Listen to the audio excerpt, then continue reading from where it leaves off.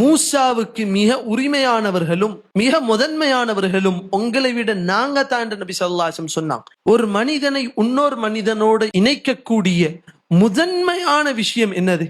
தௌஹீதினால் ஏற்பட்ட பிணைப்பு. மூசா அலைஹிஸ்ஸலாம் ஏகத்துவத்தை அந்த மக்களுக்கு சொல்லி கொடுத்தாங்க. அதை தொடர்ந்து உங்களுக்கு ஒரு நபி வருவார், அவர் பேர் முஹம்மதாக இருக்கும், அவரை நீங்க பின்பற்ற வேண்டும் என்ற வரைக்கும் மூசா அலைஹிஸ்ஸலாம் சொல்லி கொடுத்தாங்க. ஆனா அந்த மக்கள் பின்பற்றினார்களா? அந்த மக்கள் குஃப்ர் செஞ்சாங்களா? செஞ்சாங்க. அப்போ நபி ஸல்லல்லாஹு அலைஹி வஸல்லம் சொன்னாங்க, நான் இருக்கிற தௌஹீதுல தான் மூசா இருந்தார், அப்ப மூசாக்கு மிக உரிமையானவங்க நாங்க தான் என்று சொன்னாங்க. ஈசா அலைஹிஸ்ஸலாம் கிறிஸ்தவர்கள் உரிமை கொண்டாடி கொண்டிருக்கிறார்கள், மூசா அலைஹிஸ்ஸலாம் யூதர்கள் உரிமை கொண்டாடி கொண்டிருக்கிறார்கள். ஆனால் அவர்களுக்கு தெரியட்டும், அந்த மூசா அலைஹிஸ்ஸலாமுக்கும் அந்த ஈசா அலைஹிஸ்ஸலாமுக்கும் மிக உரிமையான மக்கள் யாரு? நாம். ஏன்?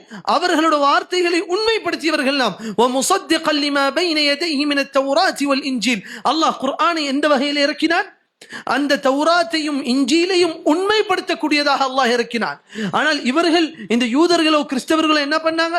அந்த தௌராத்தையும் இன்ஜீலையும் பொய்ப்பித்தார்கள், அந்த தௌராத்தையும் இன்ஜீலையும் மாற்றியமைத்தார்கள். அப்ப நபி ஸல்லல்லாஹு அலைஹி வஸல்லம் சொல்றாங்க, அந்த யூதர்களுக்கு புரிய வைக்கிறாங்க, நீங்க வேணா அந்த உறவையும் அந்த பாசத்தையும் பாராட்டிக் கொள்ளலாம், ஆனால் உங்களை விட மிக உரிமையானவர்கள் அந்த பாசத்தை பாராட்டுவதற்கு, அந்த உரிமையை எடுத்துக்கொள்வதற்கு நாங்க தான் என்று நபி ஸல்லல்லாஹு அலைஹி வஸல்லம் சொன்னாங்க.